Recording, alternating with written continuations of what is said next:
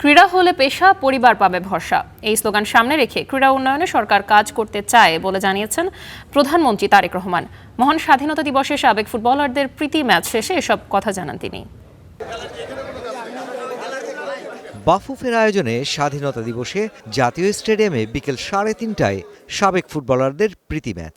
এ কথা পূর্ব ঘোষিত, কিন্তু হঠাৎই জানা গেল আসছেন প্রধানমন্ত্রী। নিরাপত্তার তোড়জোড় স্টেডিয়াম এলাকায়। অপেক্ষার প্রহর শেষে এলো প্রধানমন্ত্রীর গাড়িবহর। রাষ্ট্রের প্রধান নির্বাহী হবার পর প্রথম কোনো ক্রীড়া অনুষ্ঠানে যোগ দিতে এসে উপহার পেলেন 10 নম্বর জার্সি। কন্যা জাইমা রহমানকে সাথে নিয়েই জাতীয় স্টেডিয়ামের সবুজ গালিচায় সাবেক ফুটবলারদের সাথে পরিচিত হন প্রধানমন্ত্রী। ভিআইপি গ্যালারি নয়, প্রধানমন্ত্রী পুরো ম্যাচ উপভোগ করেন ডাগ আউটের প্লেয়ার বেঞ্চে বসে।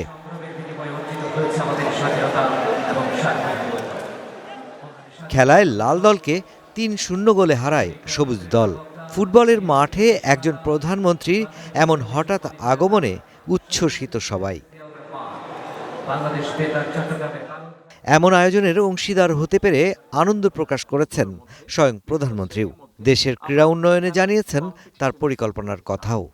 আমাদের একটি লক্ষ্য আছে, আমরা চেষ্টা করতে চাই যে ভবিষ্যতে বিভিন্ন আন্তর্জাতিক ফোরামে যেই খেলাগুলো অনুষ্ঠিত হয়ে থাকে সেখানে আরও কিভাবে বেশিভাবে আমরা দেশের জন্য সম্মান বয়ে আনতে পারি এবং তার জন্য আমরা সুন্দরভাবে আমরা ভালো খেলোয়াড় তৈরি করতে পারি, সেটিরও আমাদের পরিকল্পনা আছে, সেটিও আমাদের চেষ্টা আছে। যারা ক্রীড়ার সাথে প্রত্যক্ষ বা পরোক্ষভাবে জড়িত আছেন তাদের সকলের কাছে অনুরোধ থাকবে, আসুন আমরা বাংলাদেশের ক্রীড়া জগৎটিকে সুন্দরভাবে দলমত নির্বিশেষে সুন্দরভাবে আমরা এই ক্রীড়া জগৎটিকে গড়ে তুলি।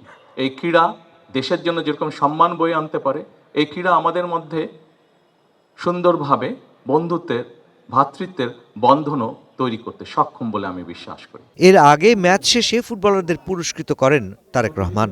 এ সময় সাবেকদের উচ্ছ্বাসে মুখরিত হয় জাতীয় স্টেডিয়াম। প্রধানমন্ত্রীর ক্রীড়াপ্রেমে উজ্জীবিত পুরো ক্রীড়াঙ্গন। Mushfiqur Rahman, star news, Dhaka.